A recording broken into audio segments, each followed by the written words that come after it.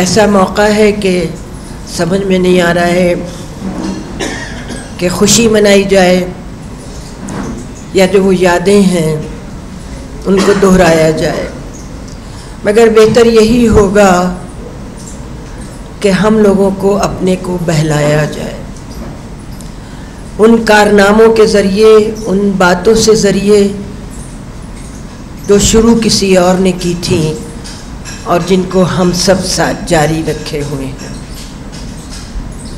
दिनेश शर्मा साहब तशरीफ़ ले आए हैं, 2 मिनट।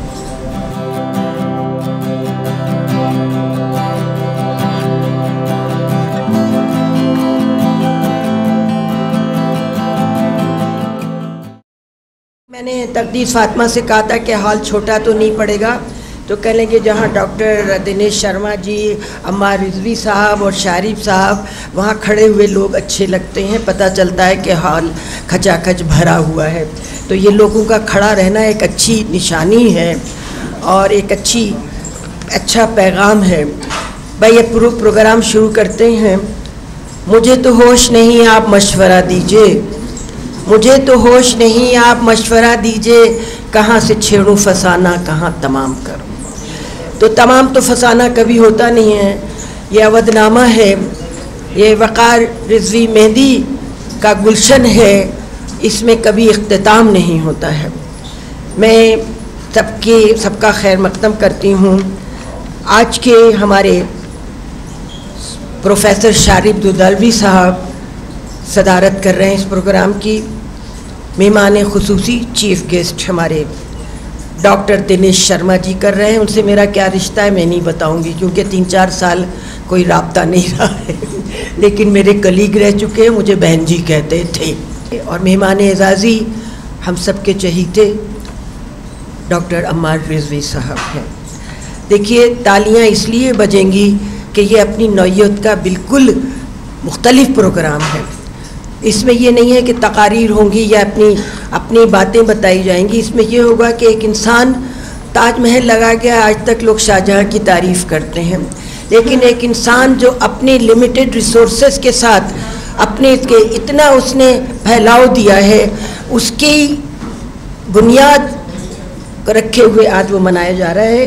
दिनेश साहब, आपको शायद मालूम हो कि आज अवधनामा अखबार जो हिंदी और उर्दू में निकलता है, अलीगढ़ में, लखनऊ में और कई जगह आज उसका 22वां फाउंडेशन डे है। मतलब अवधनामा 4 साल पहले बालिग हो चुका है, और अगर वोट डालने का होता तो अवधनामा खुद ही वोट डाल देता। 18 साल का हो चुका है। मगर ये 22 साल ऐसे नहीं है कि आसानी से कट गए। ये एक तहरीक के साल थे, ये एक अज़्म के साल थे, ये एक कोशिश के साल थे, ये अप्स एंड डाउन्स के साल थे। मगर चला जाता हूँ हंसता खेलता मौजे हवादिस से। वो झंडा लहराता हुआ वक़ार रिज़वी अपनी टीम के साथ, अपने घर वालों के साथ, अपने साथियों के साथ आगे चलता रहा। उसको ये फ़िक्र नहीं थी कि लोग क्या कह रहे हैं।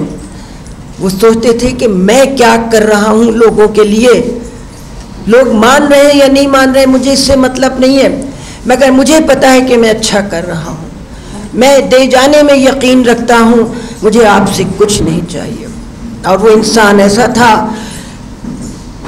कि उसने इंतकाल से पहले आदत थी कि 30 या 31 तारीख को तनख्वाह दे देता था अपने लोगों को, अपने साथियों को। मुलाजमीन नहीं थे ये सब साथी थे, उसकी टीम थे।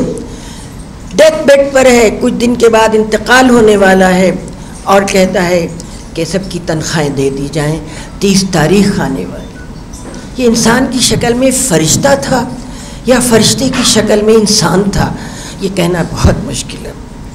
उनकी यादें हम सब भूल जाते हैं, कुछ दिन तक गम मनाते हैं, शोक मनाते हैं, लेकिन उन्होंने ऐसी चीज़ें बुनियाद रखी हैं कि हम उसको पार ही नहीं कर सकते हैं। उस अज़्म की दीवार को, उस मेहनत की दीवार को, उस सच्चाई की दीवार को हम पार नहीं कर सकते। मैं गुजारिश करूँगी, मूसी रज़ा, हमारी नौजवान टीम, नौजवान लोग उनसे जुड़े हुए हैं जिन्होंने इतना सीखा है कि लगता है कि इनकी उम्र इतनी नहीं है जितना इन्होंने सीख लिया है। मैं मूसी रज़ा से गुजारिश, हम इनके लिए ज़ोरदार तालियां। ये हमारा नौजवान मूसी रज़ा से गुजारिश करूँगी कि वो आके अवधनामा के बारे में मुख्तसर तौर पर बताएं। बहुत बहुत शुक्रिया सबरा मैम।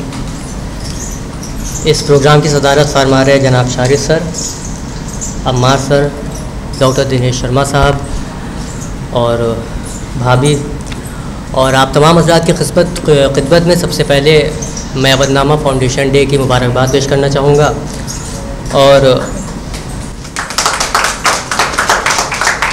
खुसूसी तौर के ऊपर भाभी का शुक्रिया अदा करना चाहूँगा कि उन्होंने इस मुसरत मौके पर मुझे मौका दिया कि आपकी खिदमत में चंद अल्फाज कह सकूँ। ये बहुत मुख्तसर सी तहरीर है जिसमें बहुत मुख्तसर तौर पर अवधनामा की उन हुसूलियाबियों, उन उपलब्धियों को बयान किया है जो इतने अरसे में अवधनामा ने की हैं और ज़िम्नन वक़ार भाई का भी जिक्र है। ज़ाहिर है अवधनामा और वक़ार भाई दोनों लाजिम व मलज़ूम हैं, किसी भी एक को हटाकर दूसरे को बयान नहीं किया जा सकता। इस मकाले का नाम है अवधनामा एक मिशन एक तहरीक। अवधनामा के बानी वक़ार रिज़वी 14 मई 1966 को इस दुनिया में आए थे। इब्तिदाई तालीम के बाद कॉमर्स और जर्नलिज्म में महारत हासिल की और अपनी ज़हानत का सबूत देते हुए फ़र्स्ट अटैम्प्ट में IAS का प्री एग्ज़ाम क्वालिफ़ाई कर लिया, मगर बाज़ वजूहात की बिना पर इस मैदान में कदम नहीं रखा क्योंकि कुदरत को उनके हाथ से एक मिसाली अखबार की इशाअत मंजूर थी। वक़ार भाई ने अपने एक इदारिये में लिखा था कि ऐसे अखबार का ख्वाब कि जो ना कॉरपोरेट का हो, न किसी सियासतदा का, न किसी ग्रुप का हो, न किसी जमात का और न किसी गैर मुल्की की आवाज़ बने, मुश्किल ही नहीं नामुमकिन के बराबर था। लेकिन APJ अब्दुल कलाम की कही बात सच साबित हुई कि जो ख्वाब खुली आंखों से देखे जाते हैं वो ज़रूर पूरे होते हैं। ये ख्वाब भी खुली आंखों से देखा गया था जो पूरा हुआ और जिसकी ताबीर अवधनामा की शक्ल में सामने आई। रोज़नामा अवधनामा 1 जुलाई 2001 में मंजर आम पर आया था। इसका हिंदी शुमारा 17 अगस्त 2007 में शाया हुआ। ये दोनों शुमारे लखनऊ से निकलते थे। साथ ही फैज़ाबाद, आज़मगढ़, अलीगढ़, सहारनपुर, कानपुर और मुंबई से भी यह अखबार शाये होकर मकबूल होने लगा। इस अखबार की तश्कील वक़ार भाई की ख्वाहिश पर मोहतरम चौधरी सिब्ते मोहम्मद नकवी ने की थी। चौधरी साहब ने ही अखबार के लिए उस्मान गनी और हफीज़ नुमानी जैसे बेबाक और खरे सहाफ़ियों से लिखने की दरख्वास्त की थी। क़ब्ल इसके कि रोज़नामा अवधनामा अखबार इशाअत पजीर हो पाता, चौधरी साहब का एक्सीडेंट हो गया और वह अखबार वक़ार रिज़वी के सबूत करके सफ़र आखिरत पर रवाना हो गए। अखबार उस वक्त तक मंजर आम पर नहीं आया था। हफीज़ नुमानी एक गैर जानिबदार और आज़ाद सहाफ़ी थे, लिहाजा अखबार पर एक मखसूस फ़िरक़े का गलबा और ख़ास मसलक की तरवीज व इशाअत के ख़दशे के पेश नज़र 13 बरस तक उन्होंने ख़ुद को अखबार से अलग ही रखा। लेकिन 2013 में मोहतरम आलिम नकवी के इसरार पर हफीज़ नुमानी अखबार के एडिटोरियल बोर्ड में शामिल हो गए और इस तरह अखबार अपनी गैर जानिबदार पॉलिसी पर गामज़न रहा और आज भी है और मुस्तक़बिल में भी रहेगा।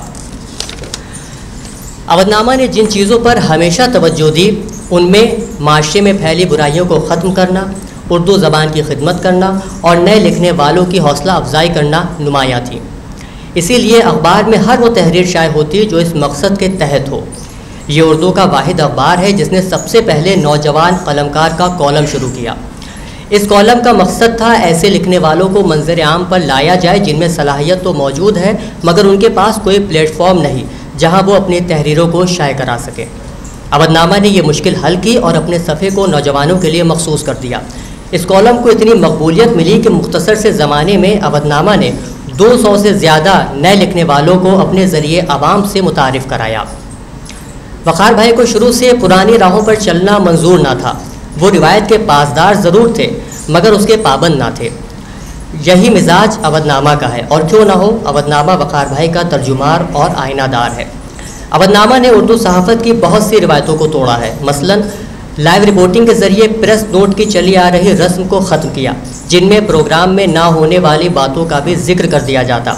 उन हजरात के बयान छप जाते जो प्रोग्राम में मौजूद ही ना होते। अवधनामा ने इस रवायत को बदला और लाइव रिपोर्टिंग का आगाज़ किया जिससे कारी तक बिल्कुल दुरुस्त और सही रिपोर्ट पहुँचाई जा सके। इसके अलावा अपने खुसूसी शुमारों और सफ़हात के तवस्सुत से रिसर्च स्कॉलर रिसर्च कर रहे तलबा के लिए मवाद यानी स्टडी मटीरियल फ़राहम किया जिसमें साबिक गवर्नर उत्तर प्रदेश राम नायक, साबिक कारगुजार वज़ीर आला यूपी डॉक्टर अम्मार रिज़वी, मोतबर नक़ाद professor Sharib Rudaulvi, senior advocate Syed Aftab Raza, अदीब व शायर अनवर जलालपुरी, अफसाना निगार मसरत जहाँ वग़ैरह के अलावा मजहबी शख्सियात में हकीम उम्मत मौलाना डॉक्टर कल्ब सादिक और बुलबुल हिंद मौलाना सैयद इब्न हैदर मरहूमीन से मुताल्लिक़ खुसूसी तहरीरों को आवाम ने बहुत पसंद किया। नीज़ अवधनामा ने ईद बकरीद के साथ होली और दिवाली पर खुसूसी सफ़हात शाये करके सबका साथ और तमाम मज़ाहिब के एहतराम का सबूत पेश किया। अवधनामा का शुमार डिजिटल दुनिया में कदम रखने वाले अव्वलीन अखबार में होता है। इस अखबार ने ई पेपर की शुरुआत करके उर्दू सहाफ़त में एक और इनकलाब पैदा किया।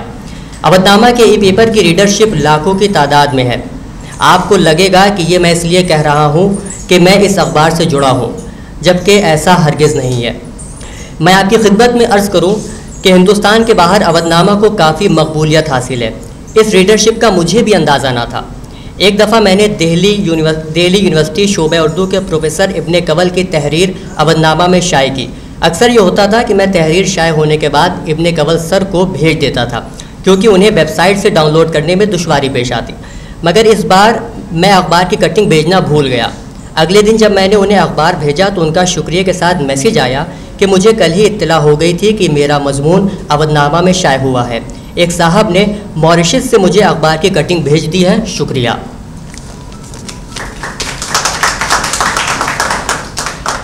इसीलिए आप अक्सर व बेशतर अवधनामा में इंग्लैंड के फ़हीम अख्तर, मिस्र की वाला जमाल अल-असीली, जर्मनी के आरिफ नकवी, कतर से शारिब रिजवी, मॉरिशस की अबिनाज जान अली, ईरान में मुकीम मौलाना गुलाम रज़ा वगैरह की तहरीरें मुलाहिज़ा फरमाते रहते हैं।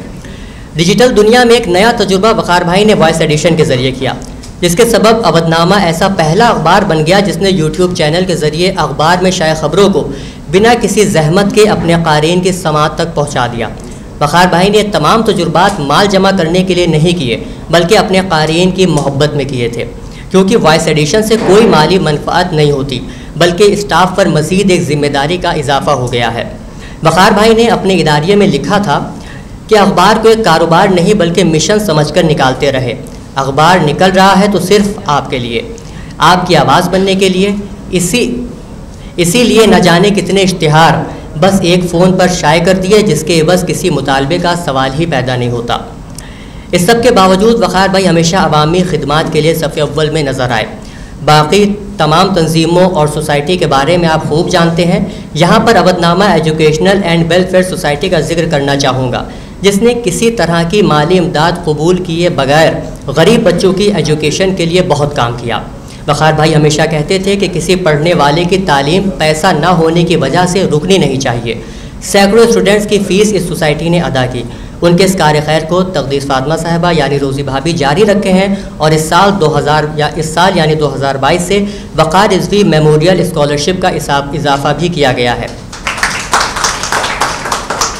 जिसके तहत 2 होनहार स्टूडेंट्स की सालाना फ़ीस का खर्च सोसाइटी मुहैया करेगी। और ये आपको जानकर बेहद खुशी होगी कि इस साल इस सोसाइटी के तहत 11 बच्चों को स्कॉलरशिप दी जा चुकी है। अवधनामा ने हमेशा अपने अजीज़ क़ारीन का ख्याल रखा। सिर्फ क़ारीन नहीं बल्कि ऑफिस का हर वर्कर अवधनामा की फ़ैमिली का एक मेंबर है, जिसकी ज़िम्मेदारी को अवधनामा ने हर तरह से निभाने की कोशिश की। यहाँ तक कि कोरोना वबा ने जब मुल्क के इक़्तिसादी निज़ाम यानी इकनॉमी सिस्टम पर असर डाला तो जाहिर है इससे तमाम शोबों बशमूल प्रिंट मीडिया में माशी बहरान यानी इकनॉमिक क्राइसिस की सूरत हाल पैदा हो गई और मजबूरन कंपनियों और महकमों ने अपने मुलाजमीन की तादाद कम करना शुरू कर दी। अवधनामा को भी ये सूरत हाल दरपेश थी, मगर अवधनामा ने मुलाजमीन को हटाने के बजाय अपने अखबार की इशाअत को महदूद करना मुनासिब समझा, क्योंकि इस तरह मुलाजमीन का रोज़गार महफूज रहा। इशाअत महदूद होने के सबब अखबार अक्सर मुअज़्ज़ज़ क़ारीन तक नहीं पहुँच पा रहा था, जिसकी वजह से वक़ार भाई के पास लातादाद फ़ोन आते और अवधनामा से मोहब्बत करने वालों का मुखलिसाना इसरार होता कि आप अखबार की इशाअत फिर से बढ़ा दीजिए। लिहाजा वक़ार भाई ने फिर से इशाअत में इजाफे का मंसूबा बनाया। अभी ये मंसूबा पाए तकमील तक नहीं पहुँच पाया था कि अवधनामा को एक नाकाबिल फ़रामोश और कभी मुंतबिल न होने वाले गम व सदमे से दो चार होना पड़ा। मंसूबे का खाका टेबल पर था, मगर चेयर मंसूबा साज से खाली थी। इस अधूरे मंसूबे को अखबार की प्रिंटर और प्रोपराइटर तकदीस फातिमा यानी रोज़ी भाभी ने पूरा किया और अवधनामा फिर से क़ारीन तक पहुँचने लगा। आज अगर अवधनामा अपना फाउंडेशन डे मना रहा है तो ये भाभी की अनथक मेहनत, लगन और कोशिशों का नतीजा है। इस मुबारकबाद की असल मुस्तहक़ तो वही हैं। भाभी ने अपने हिस्से की जिम्मेदारी बखूबी निभाई है। अब इस मंसूबे को बरकरार रखने की जिम्मेदारी हम सबकी है। वक़ार भाई हमेशा कहते थे कि अखबार वाहिद ऐसा कारोबार है जहाँ जितनी फ़रोख्त उतना खसारा। इसलिए ये बात आप मुझसे बेहतर समझते हैं कि इसकी बका फ़रोख्त पर नहीं बल्कि इश्तिहार पर है। इसमें कोई शक नहीं कि हमारा स्टाफ जी तोड़ कोशिश कर रहा है और इन्हीं कोशिश का नतीजा है कि इतने ख़राब हालात में भी अवधनामा अपनी आबोताब के साथ जारी है। मगर आगे की राहें मज़ीद दुश्वार और पुरखार है। ज़रूरत इस बात की है कि हम सब मिलकर मनसूबाबंद तरीक़े से इस राह को सर करने का लाएमल तैयार करें, क्योंकि अवधनामा हमारे वजूद का एक अहम तरीन हिस्सा है। बहुत बहुत शुक्रिया। बहुत शुक्रिया मुसीर। आपने वो सफ़र जो आज से 22 साल पहले शुरू हुआ था उसका हम लोगों को हम सफ़र बनाया। हालांकि इनमें से बहुत सी बातें सब लोग तो नहीं, बहुत से लोग जानते हैं और साथ ही रहे हैं। आप हमेशा बहुत ही अच्छा लिखते हैं और आपके अंदर ये जो अल्लाह ने खासियत दी है, खुदा इसको कायम रखे। अभी आए अभी बैठे अभी जाने को कहते हैं, तुम्हारी जाऊं जाऊं ने मेरा दम निकाला है। लेकिन भाई आ जाएं, इनको कहीं और जाना था बहुत बड़ा। देखिए मैं सच बोलती हूँ, मैं बात सच्ची करती हूँ, लेकिन जो सही बात होती है वो भी करती हूँ। बहुत जगह डॉक्टर दिनेश शर्मा को जाना था, लेकिन उन्होंने वक़ार रिजवी से ताल्लुक़ की वजह से यहाँ आना कबूल किया, चाहे वो थोड़ी देर से। भाई चाँद हमेशा नहीं चमकता रहता है, सूरज भी नहीं हमेशा चमकता है। हमारे डॉक्टर दिनेश शर्मा से मैं गुजारिश करूँगी कि आकर वो अपने ख़यालात का इजहार करें। आज के कार्यक्रम की अध्यक्षता कर रहे आदरणीय सारिब रुदौलवी साहब, और जिनको मैं अपना अभिभावक मानता हूं, ऐसे हम सबके वरिष्ठ आदरणीय श्री अंबार रिजवी साहब, और अभी संचालन करते करते बता ही दिया मेरी बड़ी बहन और मेरी वरिष्ठ विश्वविद्यालय में प्रोफेसर साबरा हबीब जी। और लखनऊ में एक समय था जो पत्रकारों के प्रति बड़े सम्मान के भाव से लोग देखते थे, उनमें पूरा इतिहास समाता था। ऐसे मेरे अग्रज श्री प्रदीप कपूर जी, और लखनऊ की सांस्कृतिक गतिविधियों को एक अलग रूप जिन्होंने दिया है। मैं भी सामने देख के कह रहा था कि जफ़र साहब बड़े दुबले हो गए, जफ़र नबी साहब, अतर नबी साहब, यही दोनों में कन्फ्यूज़न होता है आप में और भाई साहब में आपके। बहुत फ़र्क है, दोनों में बहुत फ़र्क है। अब वो अंदर वाला आप जानते हैं। आदरणीय सरबत तकी साहब, और चूँकि मेरे भाई की तरह थे हमारे वक़ार साहब, तो मेरी भाभी लगी। ऐसे आदरणीय श्रीमती वक़ार मेहंदी रिजवी जी, तज़ीम फातिमा जी, और उपस्थित सभी यहाँ के स्टाफ के पत्रकार मित्र, अन्य लोग, उनके शुभचिंतकगण। इस जगह से मेरी बड़ी यादें हैं, और मैं भी रास्ते में जो हमारे सहायक हैं ब्रिजेश बहादुर, तो उनसे मैं कह रहा था कि याद है 2007 में भी हम लोग आए थे, 2007 या 2006 में का नहीं, 2007 में आए थे। हिंदी का संभवतः वो शुरू हुआ था, कहीं और से शुरू हुआ था या यहाँ से, मुझे इतना ध्यान नहीं है। और 15 अगस्त के बाद ही 1-2 दिन के बाद उसकी शुरुआत हुई थी अवधनामा की, हिंदी का वर्जन संभवतः था। एक कार्यक्रम आया, कई कार्यक्रम अलग अलग आए। राम नाईक साहब के साथ भी एक बार आए थे, कल्बे जब्बास साहब एक बार मौजूद थे, उस समय आया था। एक बार संभवतः कल्बे सादिक साहब थे, तब आया था। और एक अलग प्रकार का व्यवहार वक़ार साहब में था। लखनऊ का कोई भी महत्वपूर्ण कार्यक्रम हो, उसमें दाएं बाएं झांकिए तो वक़ार साहब का चेहरा जरूर दिखाई पड़ता था, और चेहरा में उनका मुस्कुराता हुआ जो चेहरा था, उसमें एक अपनत्व भाव अपने आप होता था। और ये फिक्र हम लोग नहीं करते थे कि उनका हाथ पहले नमस्ते के लिए उठेगा कि मेरा उठेगा।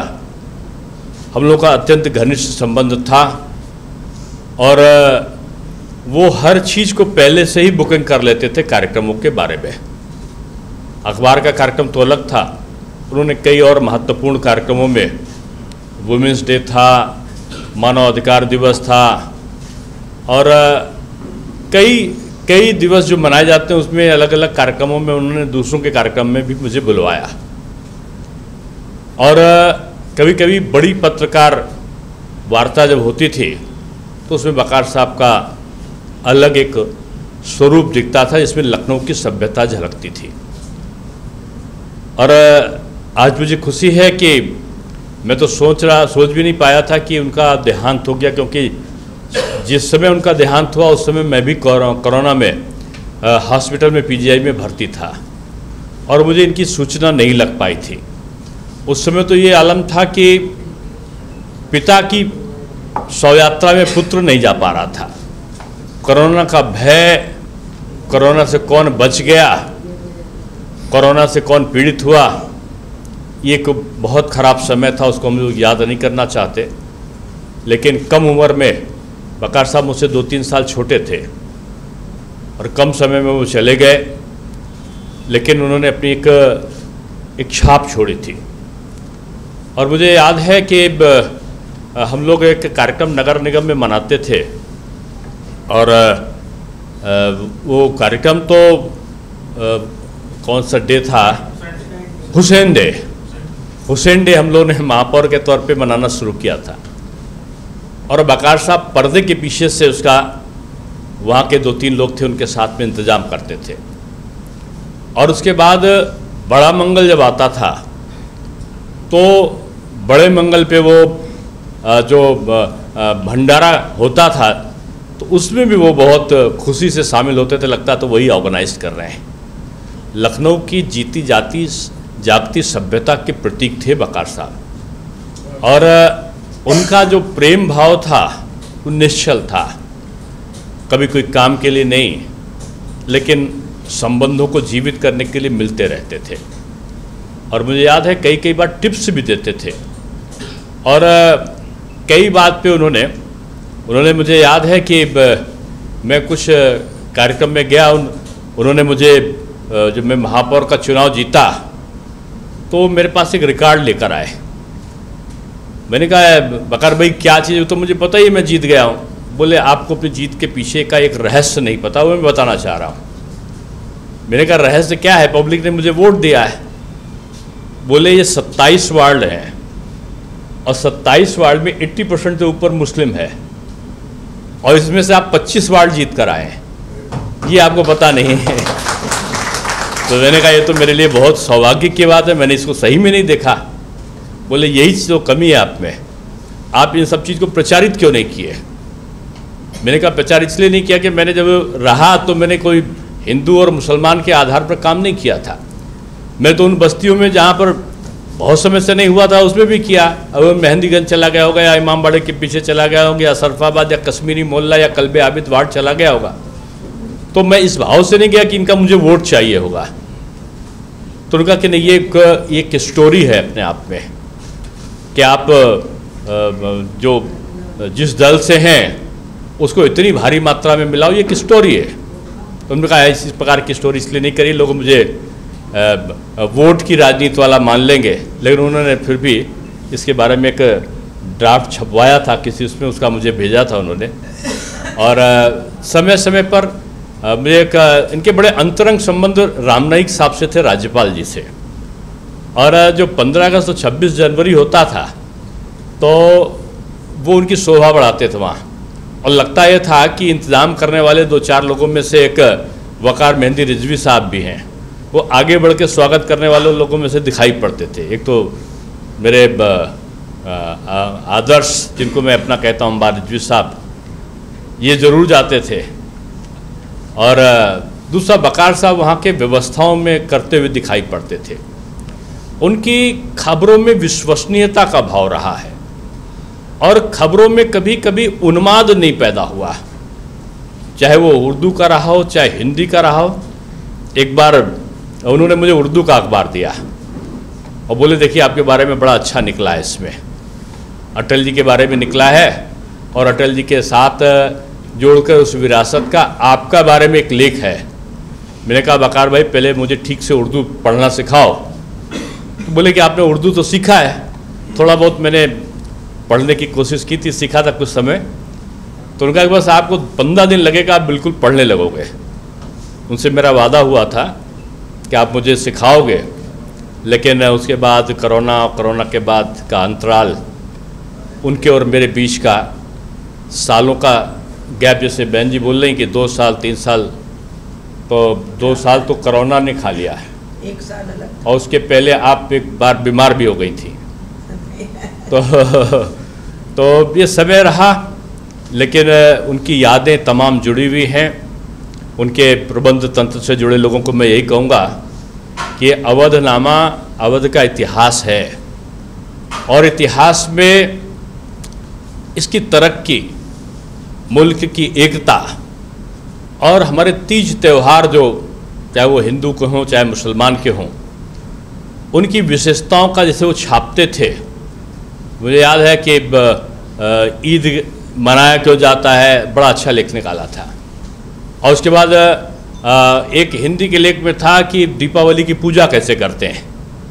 तो मैंने कहा आपने तो उर्दू के वर्जन हिंदी में आपने दीपावली की पूजा निकाल दिया। बोले कि हमारा मकसद ये नहीं है कि किसी जात या धर्म के आधार पर करें, हमारा मकसद है लोगों तक जानकारी पहुंचाना, खबरों की सत्यता, विश्वसनीयता, उनकी नेक नियति और सबके प्रति प्रेम का भाव, ये अमूल्य गुण उनमें थे, वही उनको सब दूसरों से अलग करते थे।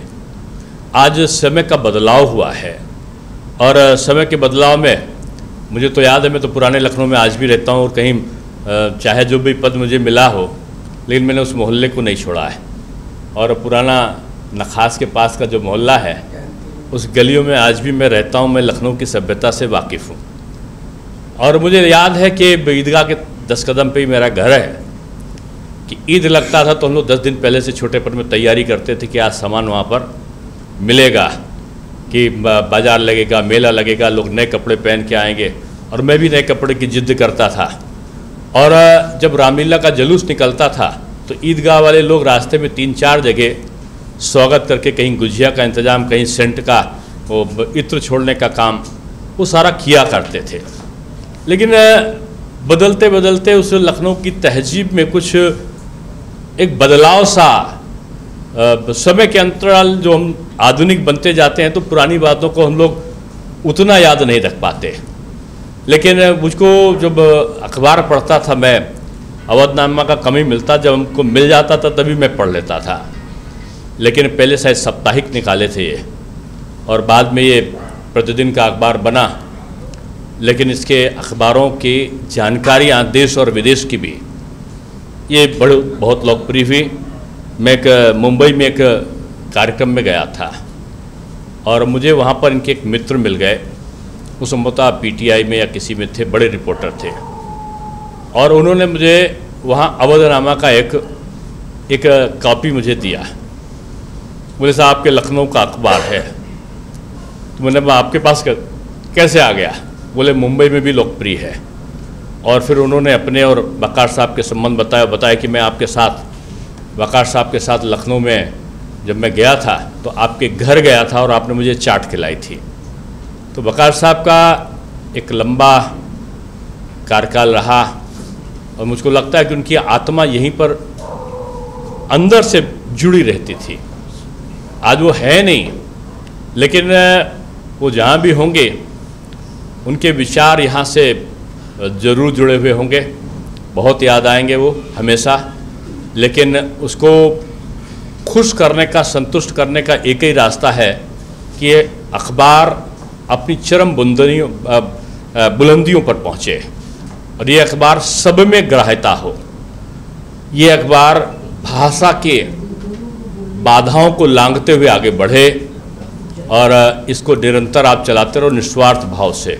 इसको सेवा ट्रस्ट मान के चलाओ, और इसको ये मान के चलाओ आप कि ये अखबार समाज में एक परिवर्तन लाएगा।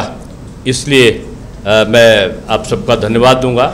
मैं आज कहीं और रहना था, और मैंने कार्यक्रम के लिए जब देखा और मुझे ब्रिजेश ने फ़ोटो दिखाई, अब उनका क्या अखबार में है, तो मैं अखबार का समझ के मैंने कहा तो कार्यक्रम तो बाहर का, उनसे क्षमा मांग लेना।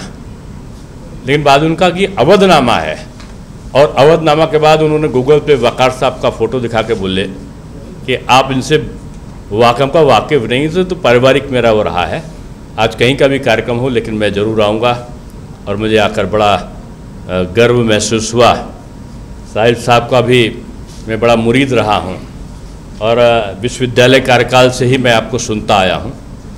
और आज मैं डॉक्टर साहब को देख रहा था, इनकी लय को मैंने चरम उसमें देखा है कि हज़ारों लाखों की भीड़ भी होती थी, तो जब साबिरा हबीब जी बोलती थी तो केवल ताली के अलावा इनके शब्द भी, अगला शब्द कौन होगा उसके पहले ताली को रोकने में समय लगता था। इसलिए आदरणीय अंबार साहब का एक गौरवशाली परंपरा रहा है, और उत्तर प्रदेश कभी देखना चाहता है कि निष्पक्षता और राजनीति की शुचिता क्या होती है, तो वो अंबार साहब की तरफ देखता है। ऐसे स्वस्थ मंच के साथ आज आपने मुझे बोलने का अवसर दिया, मैं आभार व्यक्त करता हूँ। अब मेरे पास मैं 10 मिनट ज़रूर रुकूंगा, 10 मिनट के बाद क्षमा चाह के चुपचाप चला जाऊँगा। आपका कार्यक्रम चलता रहेगा, आप जितनी देर चलाओ मुझे नहीं मतलब, 10 मिनट में आपके साथ जरूर रहूँगा। बहुत धन्यवाद। बहुत बहुत शुक्रिया दी। आप सब अपनी घड़ियां बंद कर लें, क्योंकि जो इतना अच्छा बोले हैं और इतनी देर बोले हैं, इसलिए अब उनके मुकाबले में दूसरों को भी उतारना पड़ेगा। दिनेश शर्मा जी, आपकी बातें, आप में सबसे बड़ी अच्छाई ये है कि आप एक संस्कारी व्यक्ति हैं। आप किसी पोस्ट पर रहें, आपको रिश्ते निभाना आते हैं। आप मेयर रहे तब भी आपने मेरे ऊपर बहुत मेहरबानी की। आप मिनिस्टर हुए, मॉरिशियस का प्रेसिडेंट हो या चीफ जस्टिस या जस्टिस का निज़ामत के लिए बहन जी आ जाइए, वो बहन जी आ जाइए जुमला मेरे अंदर 3 साल घूमता रहा। खैर अब नाराज़गी दूर है, अब आपको सुनना पड़ेगा दोनों को और अवार्ड देना पड़ेगा। ये आपकी एक दो बस, अब हैं 40 हैं, आपसे सिर्फ 2 दिलवाएंगे, दिल टूट जाएगा। और ये एक सीनियर टीचर आपसे कह रही है। जी जनाब, बहुत अच्छा आप बोलते हैं, और सबसे बड़ी बात जो है कि आपको रिश्ते निभाना आते हैं। दूसरी बात कि जो इन्होंने निभाए हैं ये इनके अंदर शुरू से है, बनावटी नहीं है, चाहे लोगों को पसंद आए। खैर बहुत तारीफ़ें अब हो चुकी, इसकी वजह से 15 मिनट तो मुझे मिल गए। अब मैं दावत दे रही हूँ डॉक्टर अम्मार रिजवी साहब को। डॉक्टर अम्मार रिजवी की ओरेटरशिप इंटरनेशनल है। अगर कह दिया कि डॉक्टर अम्मार रिजवी बोलने वाले, तो ये तो दिनेश शर्मा जी और शारिफ साहब उनको फेस कर सकते, वरना लोग अपना नाम कटवा लेते हैं कि अम्मार साहब बोलने जा रहे हैं। तो अब मैंने, आइए डॉक्टर अम्मार साहब। आज के मेहमान खुसूसी और हमारे बहुत ही अज़ीज़ करम फरमा दिनेश शर्मा जी, हमारे बहुत ही ज़्यादा सीनियर यूनिवर्सिटी में भी, वैसे भी शारिफ रुदौलवी साहब,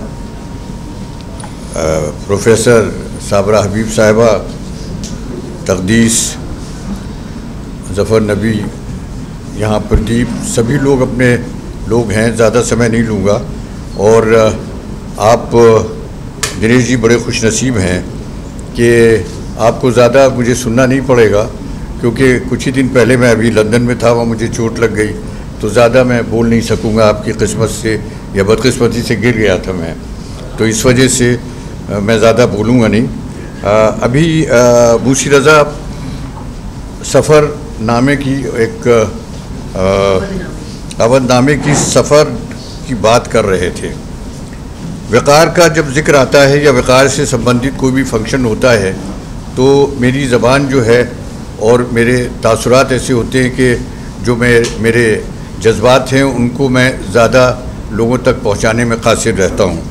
तो वो सफ़र की बात कर रहे थे। आज भी मुझे याद आ रहा है एक शेर कि उन्हीं पत्थरों पर चलकर मेरे साथ तुम चले थे। अगर शेर सही कर दिया मुझे, उन्हीं पत्थरों पर चलकर मेरे साथ तुम चले थे, मुझे रोक रोक पूछा तेरा हम सफ़र कहाँ है। तो आज वक़ार की कमी हमें महसूस हो रही है। और वक़ार की कमी हमेशा महसूस होती रहेगी।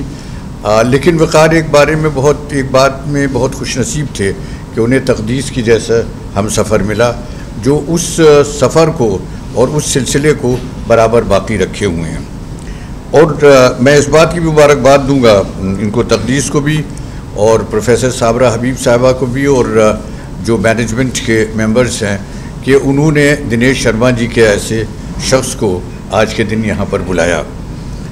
दिनेश जी की राजनीति अलग है बिल्कुल, और मैं समझता हूँ कि जिस वक्त हमें ये खबर मिली कि उत्तर प्रदेश में वो सियासी तरीक़े से आप गवर्नमेंट के अंदर नहीं रहेंगे, मुझे कुछ ऐसा ख्याल आया कि जैसे जब 1857 में वाजिद अली शाह अवध से रुखसत हुए थे, तो जो अवध की हालत हो गई थी, वही मैं समझता हूँ कि सियासी जो बिसात बिछी हुई है दिनेश शर्मा के न रहने से, वहाँ पर उसकी भी वही हालत हो गई। ये हमारे कल्चर की, हमारे तहज़ीब की और हमारे जो आपसी भाईचारा है उसकी जीती जागती तस्वीर है, और हमें इन पर फ़ख्र है। फिर मुझे कि जिनसे मिलकर आदमी को इश्क हो जाए वो लोग, जिनसे मिलकर आदमी को इश्क हो जाए वो लोग आपने शायद न देखे हों मगर ऐसे भी हैं। दिनेश शर्मा जी के जैसे लोग हैं। मैं अपनी नेक ख्वाहिशात अवधनामे को देता हूँ, तक़दीस को देता हूँ, उनके साथ सब लोगों को, और उनसे ये बता दें कि तुम ये जो परचम लेके अवधनामा के आगे चल रही हो, उसमें तुम अकेली नहीं हो, बल्कि हम सब लोग जो हैं वो तुम्हारे पीछे हैं। हमारी नेक ख्वाहिशात तुम्हारे साथ हैं, और ये जो मकसद था वक़ार रिजवी का, किन मकासद के तहत उन्होंने अखबार निकाला था, वो मकसद आगे बढ़ता रहेगा, क्योंकि एक बहुत ही नेक नियति के साथ उन्होंने ये अखबार निकाला था। मैं इन अल्फाज के साथ बहुत बहुत मुबारकबाद भी देता हूँ, और आपको अपने सहयोग, अपने ताउन, अपनी मदद का यकीन भी दिलाता हूँ। बहुत बहुत शुक्रिया।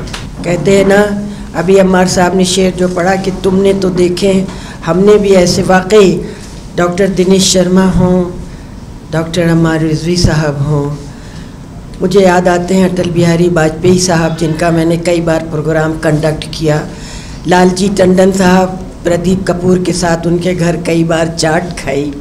तो ये सब लोग ऐसे हैं कि जो रिश्तों पर ध्यान देते हैं, जो किस पार्टी का कौन है, किस शहर से आता है, किस मोहल्ले से आता है, उनको इससे मतलब नहीं। और यही गंगा जमुनी तहज़ीब के सच्चे अलमदार हैं। आप हम लोग बराबर वक़ार रिज़वी साहब को याद करते, मेरी दुआएं अतहर नबी साहब के साथ भी हैं। जो परचम इन्होंने अदब का, जो परचम रिश्ते निभाने का, जो परचम कौम के लिए कुछ करने का इन्होंने उठाया है, खुदा उनको भी तरक्की दे। तक़दीस फ़ातिमा पहले वक़ार रिज़वी की दिनेश जी परछाई थी, अच्छी तरह से कोई नाम ही नहीं जानता था इनका, रोज़ी रोज़ी रोज़ी, मगर उनके बाद अब ये रोशनी का फव्वारा बन के आई है। और अल्लाह का शुक्र है, न सिर्फ इनके साथ इनके बच्चे समन और अर्श साथ में हैं बाजू मजबूत करने के लिए, बल्कि एक पूरी टीम है। ऐसा बहुत कम लोगों के साथ होता है। सगे भाई बहन तो अपना साथ नहीं देते ट्रेजेडी आने के बाद, मगर ये उनके बोए हुए बीज, ईमानदारी से बोए हुए बीज थे, जो लोगों के अंदर पनपते हैं, और लोग सोचते भी हों कि हम ऐसा ना करें, लेकिन वो करने को मजबूर। तो नेक ख्वाहिशात उनके साथ हैं। जज़ाकल्लाह। शरीफ साहब आइए। बस शुक्रिया दिनेश। शुक्रिया प्रोफेसर साबरा हबीब साहिबा, ऑनरेबल डॉक्टर दिनेश शर्मा साहब, ऑनरेबल अम्मार रिजवी साहब, तक़दीस फ़ातिमा साहिबा, अवधनामे के एडिटर शकील रिजवी साहब, और प्रोफेसर साबरा हबीब साहिबा का नाम मैं फिर ले लूँ, इसलिए कि उनका तो हर जगह एहसान रहता है। जनाब नज़र मेहदी रिजवी साहब, मूसी रज़ा साहब, हमारे बहुत अज़ीज़ प्रदीप कपूर जी, जनाब अतहर नबी साहब, और तमाम ख़वातीन व हज़रात। वक्त कम है और हमारे मेहमान ख़ुसूसी दिनेश शर्मा साहब की मसरूफ़ियतें बहुत ज़्यादा हैं। आज ये दिन तारीख़ का एक बहुत अहम दिन है, इसलिए कि आज हम अवधनामे की 22वीं सालगिरह मना रहे हैं। 22 साल ज़िंदगी में, तारीख़ में, किसी अखबार की ज़िंदगी में बहुत बड़ी चीज़ नहीं है, लेकिन इसके बावजूद अवधनामे ने पूरी उर्दू सहाफ़त में अपने कदम जमाए, अपनी एक तारीख़ पैदा की, और सबसे बड़ी बात कि फ़िक्री तौर पर अवधनामे ने जर्नलिज़्म का जो तसव्वुर था उसको तब्दील किया। हमारे यहाँ जर्नलिज़्म का तसव्वुर क्या है, मैं बहुत मुख्तसर बात करूँगा, लेकिन ये बात ज़रूरी है कि अवधनामे का 22 साल का कंट्रीब्यूशन क्या है।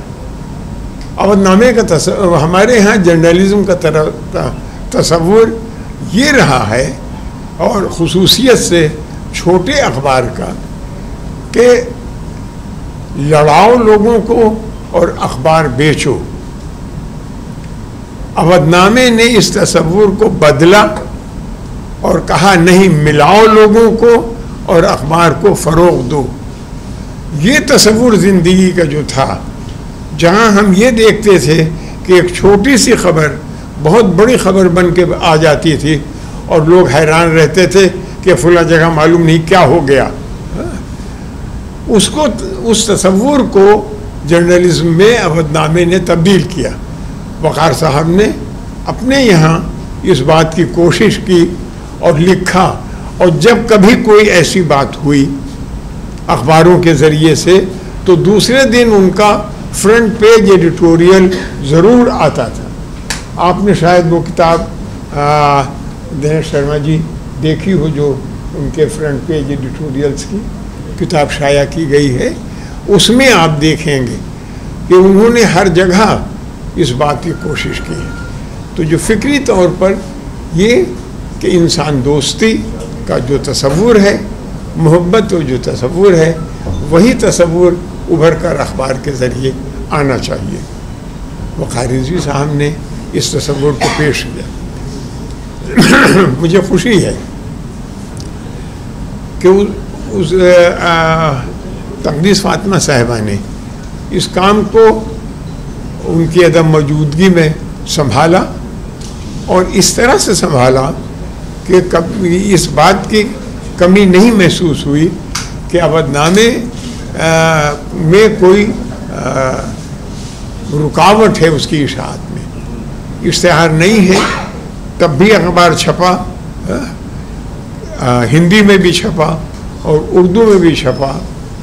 इस वजह से ये बहुत बड़ी बात है कि तक़दीस फ़ातिमा साहिबा ने इसको इस तरह से संभाला, और मैं उनके साथ उस पूरी टीम को, शकील साहब को और मुसी रज़ा साहब को, और मैं सारे लोगों के नामों से वाकिफ़ नहीं हूँ, सूरतें पहचानता हूँ, कि इन्होंने अखबार को किसी वक्त कमज़ोर नहीं होने दिया।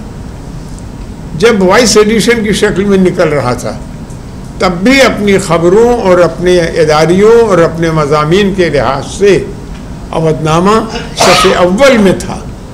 और आज भी जब ये हिंदी और उर्दू अखबार में दरवाज़ों तक पहुंच रहा है, तो आप लोगों के ज़रिए ये वो टीम है अवधनामे की, मुबारकबाद की मुस्तहिक़ है, जिसको शकील साहब एडिटर हैं और लेके चल रहे हैं, जिन्होंने अखबार को किसी वक्त भी किसी कमज़ोरी का शिकार नहीं होने दिया। ये एक बहुत बड़ी बात है, और मैं समझता हूँ कि इसी तरह से इसको आगे बढ़ते रहना चाहिए। मैं फिर एक बार तक़दीस फ़ातिमा साहिबा को दिली मुबारकबाद पेश करता हूँ, और उम्मीद करता हूँ कि वो इसी तरह से इस कारवां की रहबरी करती रहेंगी। बहुत बहुत शुक्रिया। बहुत कुछ कहा जा सकता है। मुझे इतनी बातें याद है वक़ार रिज़वी साहब की। मैं एक NGO 25 साल से चला रही हूँ, जहाँ दिनेश साहब कंबल भेजा करते थे और मदद करते थे। मैं एक बार ऐसा हुआ कि उनके शौहरों को तनख्वाहें नहीं मिली, रुक गई, फाके की नौबत आ गई। मैंने वक़ार साहब से कहा, लिफाफे में आए चुपके से, गेट के अंदर नहीं आए, गेट के बाहर से 15,000 रुपए दे के चले गए। तकदीस, शुक्रिया तो हमें आपका यह अदा करना चाहिए, लेकिन हर प्रोग्राम का प्रोटोकॉल होता है। मुझे समझ नहीं आ रहा है कि मैं सबका शुक्रिया कैसे अदा करूं, क्योंकि जितने भी लोग यहाँ मौजूद हैं उन सब ने मेरे मुश्किल वक्त में हमेशा मेरा साथ दिया और मेरा हौसला बढ़ाया। आप लोगों की मोहब्बत और शफ़क़त की वजह से आज शायद मैं यहाँ पे खड़ी हो पाई।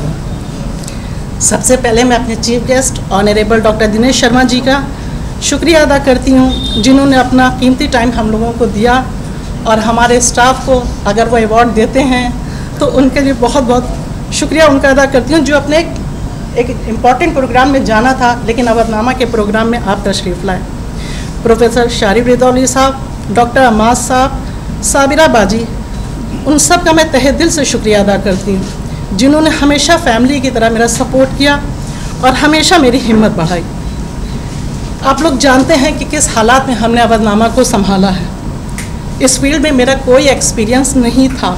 मेरे शौहर वक़ार रिजवी मुझसे अक्सर कहते थे कि रोज़ी अवधनामा ज्वाइन कर लो, लेकिन तब तो मेरी ज़िंदगी ही कुछ और थी।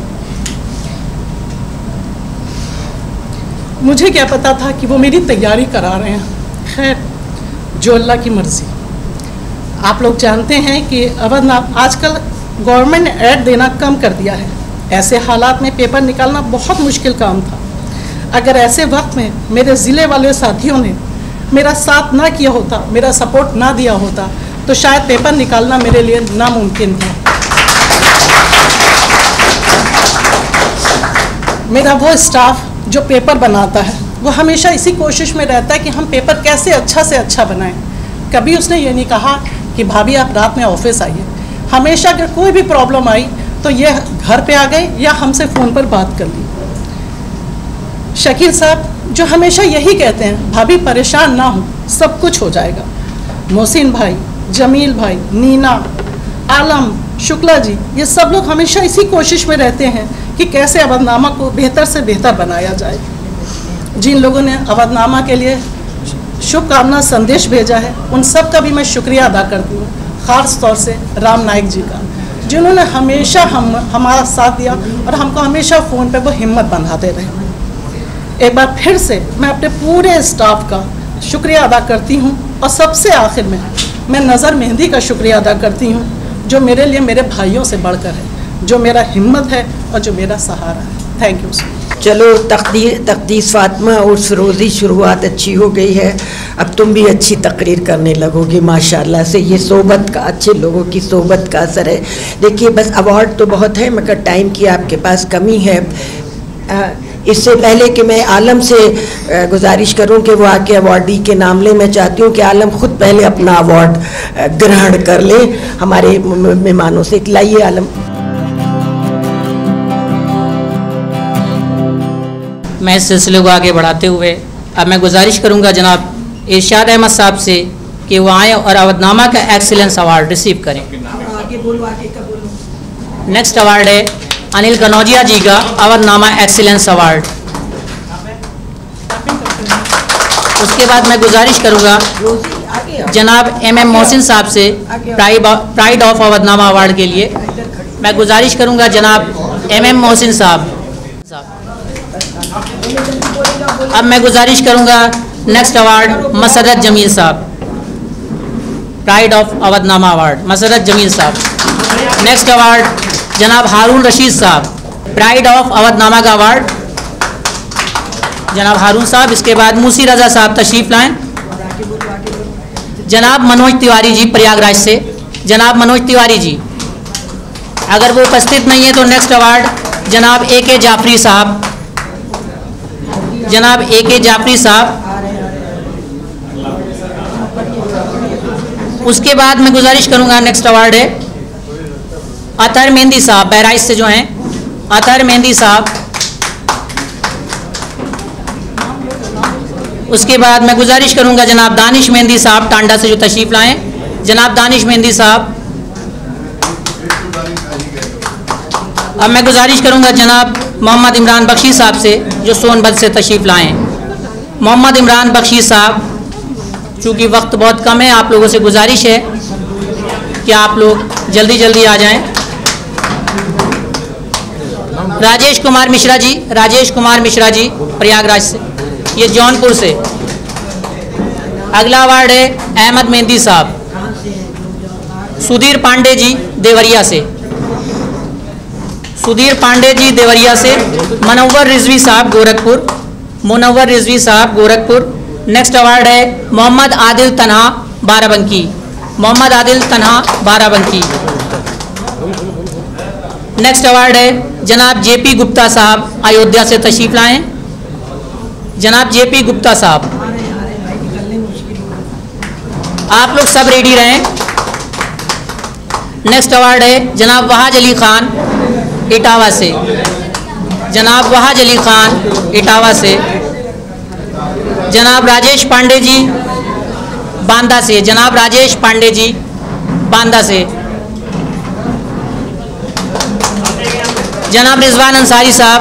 नेक्स्ट अवार्ड है जनाब रिजवान अंसारी साहब, जनाब रिजवान अंसारी साहब। उसके बाद तशरीफ लाएं जनाब मोहम्मद आसिफ खान, मोहम्मद आसिफ खान मिर्ज़ापुर। तालियां आप लोग बजाते रहिए, तालियों से स्वागत कीजिए जिन लोगों को अवार्ड मिल रहा है। मोहम्मद आसिफ खान के बाद जनाब हिफ्जुर रहमान साहब हमीरपुर, हिफ्जुर रहमान हमीरपुर,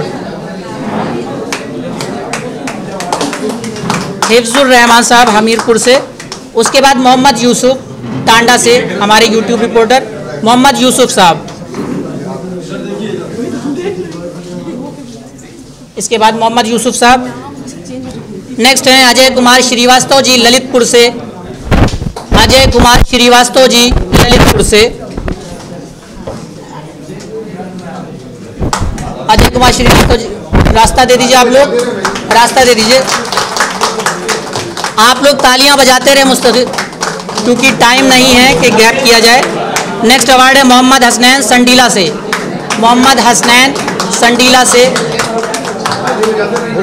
अमर कश्यप महमूदाबाद, अमर कश्यप महमूदाबाद, अमर कश्यप महमूदाबाद। नेक्स्ट अवार्ड है राजेश कुमार सरोज रायबरेली, राजेश कुमार सरोज रायबरेली, राजेश कुमार सरोज रायबरेली। विनोद अवस्थी जी, नेक्स्ट अवार्ड है विनोद अवस्थी जी शाहजहांपुर से, विनोद अवस्थी जी ये रायबरेली से हैं। उसके बाद नेक्स्ट अवार्ड है विनोद अवस्थी जी, आपका बहुत बहुत शुक्रिया।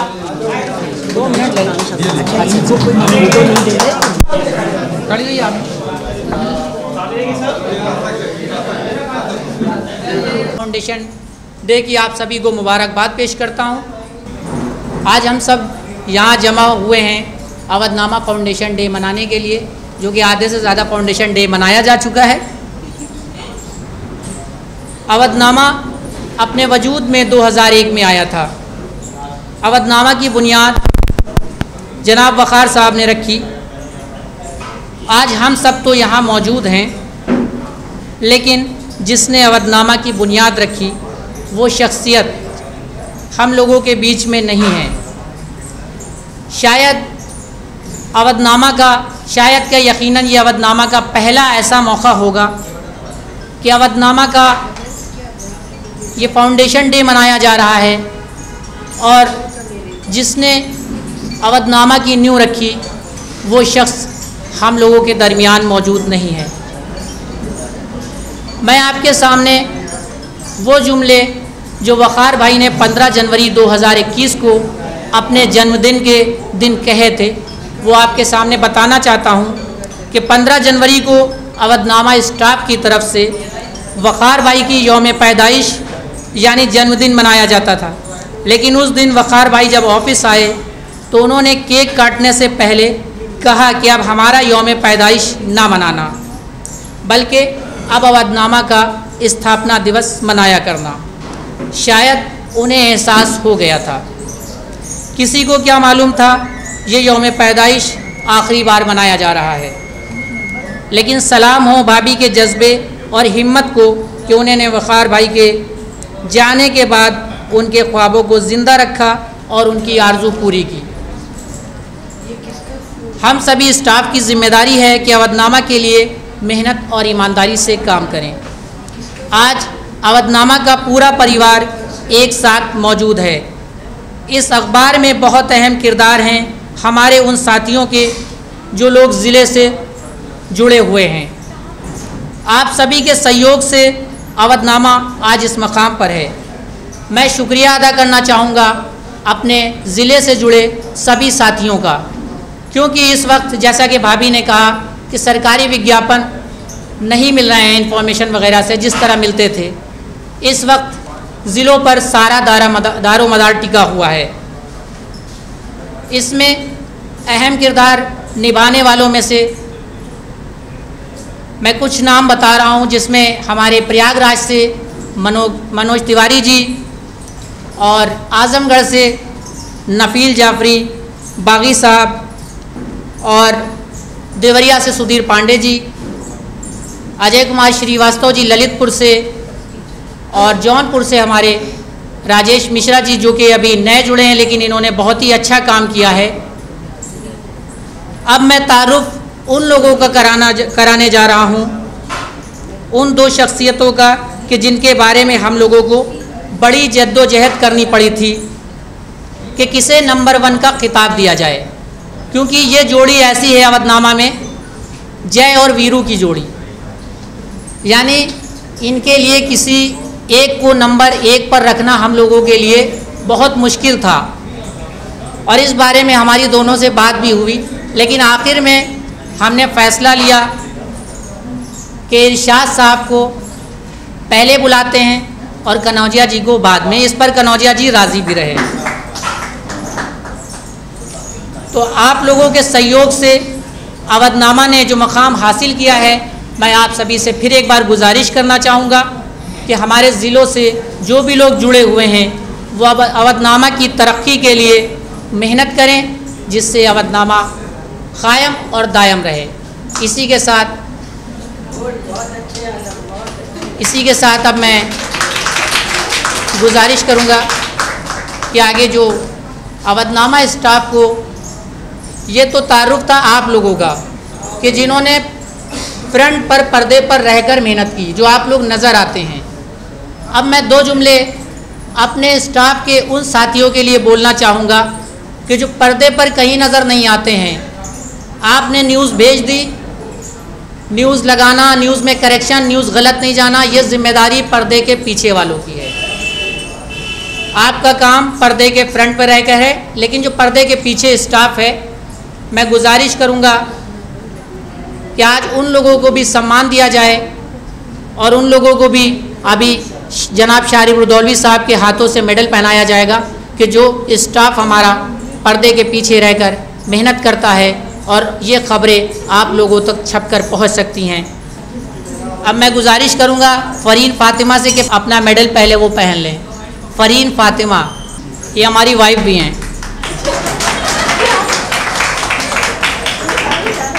अब मैं उसके बाद गुजारिश करूंगा जनाब अनवार अशरफी साहब, जो कि ये अवधनामा उर्दू एडिशन के लिए अलीगढ़ तक गए हैं, वहाँ पर काफ़ी वक्त रहे भी हैं और काफ़ी टाइम से जुड़े हुए हैं अवधनामा के साथ। प्रेमचंद यादव जी, शायद मैं कहूँ तो सबसे पुराना सफ़र अवधनामा में शायद यादव जी का, ये तकरीबन 35 साल से अवधनामा में जुड़े हुए हैं। जब अवधनामा वजूद में भी नहीं था तब से यादव जी अवधनामा के मालिक के साथ है, कह सकता हूँ, अवधनामा के साथ नहीं, उनके मालिक के साथ।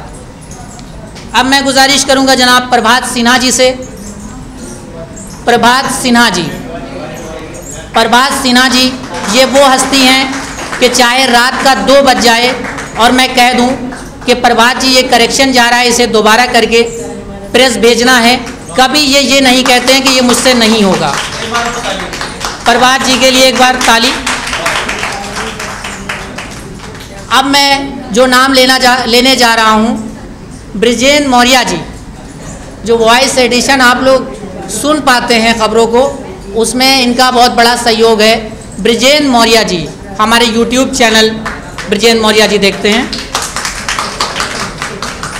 अब मैं गुजारिश करूंगा हमारे सीनियर राजीव शुक्ला जी, जो हमारे साथ ज़िलों के लिए सहयोग करते हैं, सपोर्ट करते हैं और मैं राजीव शुक्ला जी से बहुत कुछ सीख भी रहा हूं। मैं गुजारिश करूंगा जनाब राजीव शुक्ला जी से।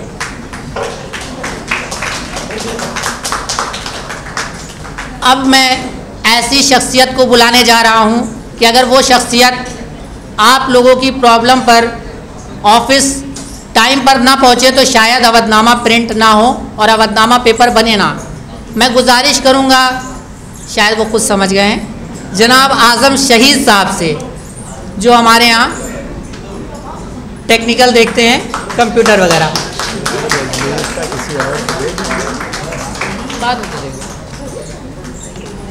ये आज़म शहीद साहब। अब उसके बाद मैं गुजारिश करूंगा जनाब वसी अख्तर साहब से, जो उर्दू में बहुत सीनियर हस्ती हैं, उर्दू की बारीकियों को जानते हैं और अच्छी डिज़ाइनिंग भी करते हैं। उर्दू पेपर का 1 नंबर पेज डिज़ाइन भी करते हैं।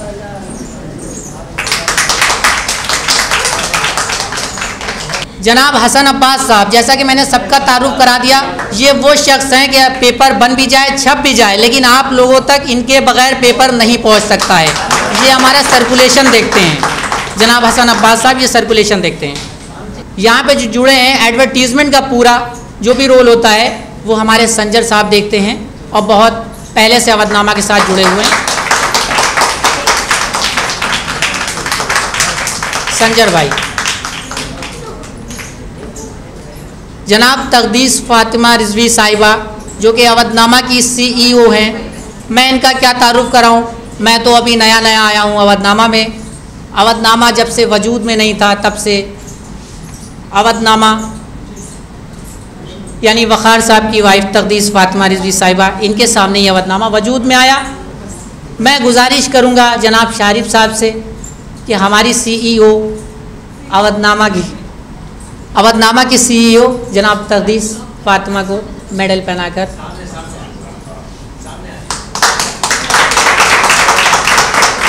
आप सभी ज़ोरदार तालियों से स्वागत करिए।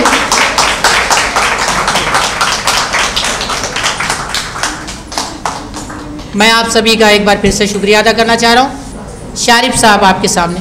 तमाम हाज़रीन से पहले मैं अपना तारुफ करा दूँ और उसके बाद ज़रा सी बातचीत आपसे करनी है। मेरा नाम सैयद इकबाल रिजवी शारिफ है।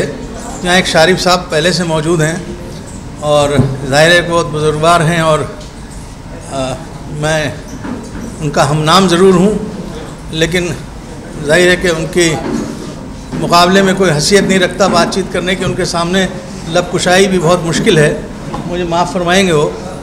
और मैं असल में वक़ार के साथ अवधनामा से जब से जुड़ा हूँ, जब ये वीकली हुआ करता था। मैं वक़ार का हमजुल्फ भी हूँ, यानी को ब्रदर हूँ, जिसे साड़ू कहते हैं हिंदी में। मेरी वाइफ की छोटी बहन है रोज़ी, और मैं फ़िलहाल कतर में एविएशन एकेडमी में पढ़ाता हूँ एटमॉस्फेरिक साइंस। और यहीं लखनऊ यूनिवर्सिटी से मैंने मास्टर्स किया था। उसके बाद मैं UPSC से इंडियन मीटरोलॉजिकल डिपार्टमेंट में सेलेक्ट हो गया था, वहाँ मैंने सर्विसेज की और फिर मैच्योर रिटायरमेंट लेकर मैं कतर चला गया। लेकिन जहाँ भी रहा मैं दूर रहा, मैं पूना में रहा, लखनऊ में रहा, नागपुर में रहा। वक़ार के साथ अखबार के ताल्लुक़ से एक अलग रिश्ता था, जो हमारा ख़ानदानी रिश्ता है वो तो अपनी जगह। लेकिन जब भी कभी वक़ार को कोई ज़रूरत होती थी अखबार के सिलसिले में तो मुझे फ़ोन किया करते थे। मुझे याद है बहुत ज़माना पहले उन्होंने कहा कि मुझे 2 आर्टिकल्स चाहिए, एक जदीद शायर पर और एक कदीम शायर, और मुझे बस आज ही चाहिए। उस वक्त मैं पूना में पोस्टेड था, तो मैंने उनको 2 आर्टिकल्स लिख कर भेजे। एक परवीन शाकिर पर था जो जदीद शायरा हैं, और दूसरा हवस लखनवी पर था जिनको बहुत कम लोग जानते हैं। वो दोनों शाये हुए और लोगों ने बहुत पसंद किया। लेकिन वो शुरू की बात थी, रोज़नामा नया नया हुआ था, उसमें बहुत सारी गलतियां थीं। तो वो गलतियां थीं, उसके तो लोगों के खतूत आए कि इतने अच्छे मजमून आपने किताबत की गलती की वजह से ज़ाय कर दिए। मैं यकीन करूँ कि मैं समझता था कि ये ख़त जो है वो वक़ार छापेंगे नहीं, लेकिन इतने ईमानदार थे अपने हर मामले में, सहाफ़त के मामले में भी, कि उन्होंने वो खतूत ऐसे ही छापे और अपनी तमाम कमज़ोरियों को उन्होंने बताया कि मैं, और उससे ही वो सीखते थे। उसके अलावा उनकी ज़ाती ज़िंदगी जो थी, मुझसे छोटे थे लेकिन मेरे छोटे भाइयों के साथ खेलते थे, हम एक ही मोहल्ले के रहने वाले। तो वक़ार को मैं इस तरह से जानता था और बहुत हर दिल अज़ीज़, और जिस महफ़िल में रहें वहाँ उसको कहकहाज़ार बनाने वाले एक अजीम शख्सियत थे वो, जो उम्र ने वफ़ा न की उनके साथ। चंद अशार मैंने उनके लिए कहे थे, आपके सामने पेश करके अपनी बात ख़त्म कर देते कि खो गए तुम कहाँ वक़ार मियाँ, खो गए तुम कहाँ वक़ार मियाँ, कर गए सबको बेकरार मियाँ, कर गए सबको बेकरार मियाँ। कोह से, कोह यानी पहाड़, कोह से जैसे दूधिया झरना, कोह से जैसे दूधिया झरना, तुम थे एक ऐसे आबशार मियाँ, तुम थे एक ऐसे आबशार मियाँ। कूचे इस शहर के सवाली हैं, कूचे इस शहर के सवाली हैं, है कहाँ मेरा इफ्तिखार मियाँ, है कहाँ मेरा इफ्तिखार मियाँ। और सर फिरे हुक्मरां के दम से है, शायद साहब,